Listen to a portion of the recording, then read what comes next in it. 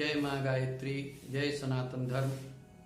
मित्रों, अपने 41 वर्ष की गायत्री साधना में 1 करोड़ से अधिक गायत्री महामंत्र जप और 3,500 से अधिक यज्ञों के संचालन, हजारों लोगों की गायत्री साधना में मार्गदर्शन से प्राप्त जो अनुभव है वह आपके बीच रख रहा हूँ।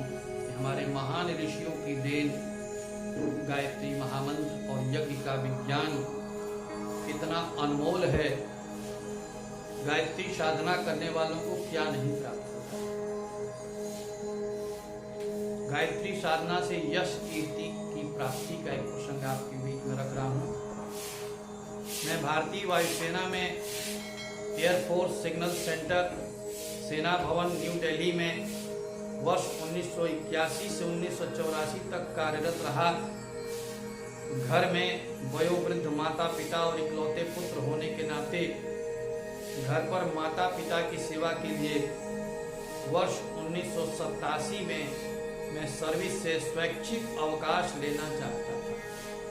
इस कारण अपनी आखिरी पोस्टिंग वायुसेना केंद्र गोरखपुर में करवाने के लिए आवेदन दिया था, पर मेरा आवेदन नामंजूर हो गया और मेरी पोस्टिंग 1984 के जून माह में वायुसेना केंद्र जामनगर गुजरात के लिए हो गई। नियति को कुछ और ही मंजूर था। माँ गायत्री और परम पूज्य गुरुदेव वेदमूर्ति तपोनिष्ठ पंडित श्री राम शर्मा आचार्य जी ने मेरी दूसरी बड़ी भूमिका की तैयारी कर रखी थी। उदास मन से दिल्ली से जामनगर के लिए रवाना हुआ। वहां ड्यूटी ज्वाइन कर लिया। प्रातः काल नियमित 5 माला गायत्री मंत्र का जप चलता रहता था। जो मित्र परिचित बनते गए उन्हें गायत्री साधना के लिए प्रेरित करता। अखिल विश्व गायत्री परिवार शांति कुंज हरिद्वार की पत्रिका अखंड ज्योति लोगों को पढ़ाता, सदस्य बनाता। 1-2 मित्रों के यहाँ गायत्री हवन भी किया।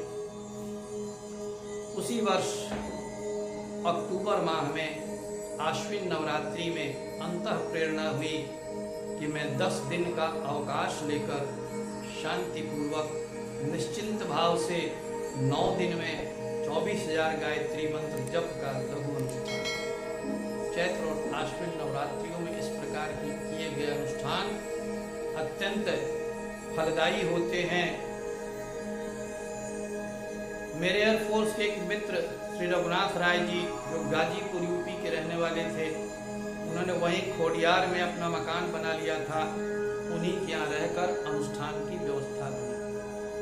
मैं, श्री रघुनाथ राय और उनका एक पुत्र, हम 3 लोगों ने विधिवत अनुष्ठान किया।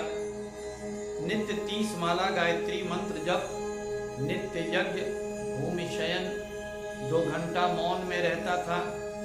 एक निश्चित मात्रा में फल और गोदुग्ध का सेवन, दोपहर में 1 सेव 2 केले और सुबह शाम 1-1 गिलास दूध लिया था। अनुष्ठान के पूर्व परम पूज्य गुरुदेव को पत्र लिखकर अनुष्ठान में उनकी अनुमति और सूक्ष्म संरक्षण आशीर्वाद के लिए प्रार्थना की गई थी। ये ध्यान रहे कि समर्थ गुरु के संरक्षण मार्गदर्शन में ही विधिवत अनुष्ठान करना चाहिए। दैनिक सामान्य जप में तो इतनी विशेष आवश्यकता नहीं, लेकिन अनुष्ठान उच्च स्तरीय साधना हो जाता है। निश्चित रूप में संरक्षण मार्गदर्शन चाहिए। अनुष्ठान में अत्यंत शांति और आनंद का अनुभव हुआ। मन आत्मा पर पड़े कषाय कलमश धुल गए। भगवान राम ने भी कहा है, निर्मल मन जन सो मोहि पावा, मोहि कपट छल छिद्र न भावा।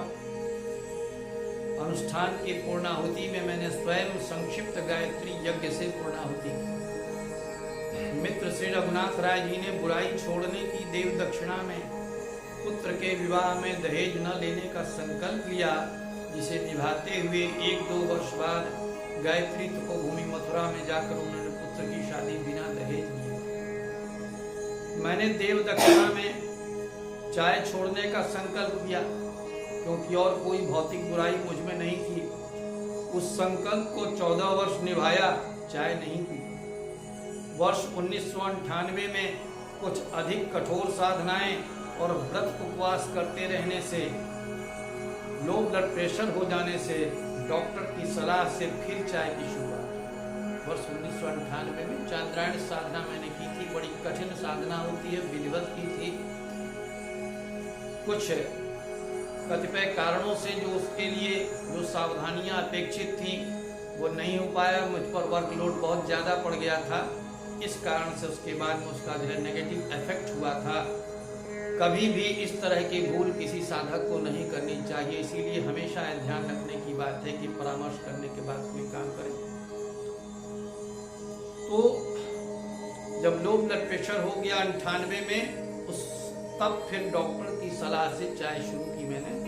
उसके पहले जब से गायत्री साधना और सात्विक आहार विहार का पालन करना शुरू किया था, पिछले 18 वर्षों में एक टैबलेट भी खाने की आवश्यकता नहीं। मित्र रघुनाथ राय जी ने मित्रों परिचितों को भी पूर्णाहुति में बुलाया था। उनमें गुजरात के CID इंस्पेक्टर शर्मा जी भी आए थे। वे मेरे कार्यक्रम से अत्यंत प्रभावित हुए। उन्होंने अपने यहाँ मेरे माध्यम से एक सत्यनारायण कथा का आयोजन किया।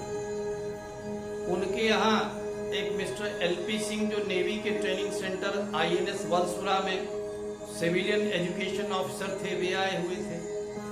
वे दोनों पति पत्नी मेरी सत्यनारायण कथा की वैज्ञानिक तथ्यपूर्ण और सरस व्याख्या से अत्यंत प्रभावित हुए। फिर उन्होंने अपने यहाँ नेवी के ट्रेनिंग सेंटर INS वलसुरा में सत्यनारायण कथा का आयोजन रखा। दैवी सत्ता मुझे प्रसिद्धि के शिखर पर पहुंचाने के लिए मार्ग बनाती जा रही थी और मैं उस मार्ग पर सुगमता से बढ़ा जा रहा था। उनके यहाँ बड़े हॉल में कथा का आयोजन बड़े सुंदर ढंग से हुआ। लगभग 100-150 व्यक्ति उपस्थित थे। नेवी के स्टेशन कमांडर कमोडोर नवीन चंद्र गर्ग जो लखनऊ के रहने वाले थे, सपत्नीक उपस्थित थे। 2.5-3 घंटे सत्यनारायण कथा और तदुपरांत गायत्री यज्ञ का क्रम चलता रहा। सभी मंत्र मुग्ध बैठे शांति से कथा सुन रहे थे। मित्रों, एयरफोर्स या आर्मी नेवी के कमांडर किसी जिले के DM की तरह होते हैं, जिनका अत्यंत व्यस्त कार्यक्रम होता है। उनका कथा में 3 घंटे बैठकर शांति पूर्वक कथा सुनना कम आश्चर्य की बात नहीं। शायद आप में से भी किसी ने कभी 3 घंटे बैठकर रुचि पूर्वक सत्यनारायण कथा नहीं सुनी होगी। अब स्टेशन कमांडर के यहाँ भी कार्यक्रम कैसे हुआ, इसकी चर्चा हम अगले एपिसोड में करेंगे कभी। गायत्री साधना ही अमृत पारस कल्पवृक्ष कामधेनु है। सुख शांति समृद्धि सुरक्षा और सफलता के लिए प्रत्येक सनातनी हिंदू को नित्य नियमित गायत्री साधना करनी चाहिए और इस गायत्री साधना से मनचाही सफलता प्राप्त कर सकते हैं। अतः मित्रों, नियमित गायत्री जप करें, शक्ति साधना कर स्वयं और इस निर्बल हिंदू समाज में प्राण का संचार करें, तब होगा एक भारत श्रेष्ठ भारत का निर्माण। इसलिए मित्रों, आप सभी विधिवत गायत्री साधना करने के इच्छुक हो तो मेरे व्हाट्सएप पर मेरा गायत्री साधना से सिद्धि ग्रुप बना हुआ है। उस ग्रुप में नियमित साधनात्मक मार्गदर्शन मिलता है। उसमें अपना नाम और अपने जिले का नाम लिख करके मैसेज करें, आपको ग्रुप में ऐड कर दिया जाएगा। अब 1-2 एपिसोड के बाद में गायत्री मंत्र सिद्धि के साधना के जो रहस्य हैं, जो ज्ञान विज्ञान है, किस प्रकार से शीघ्र सफलता मिलती है, इसकी चर्चा भी हम करेंगे। जय माँ गायत्री, जय सनातन।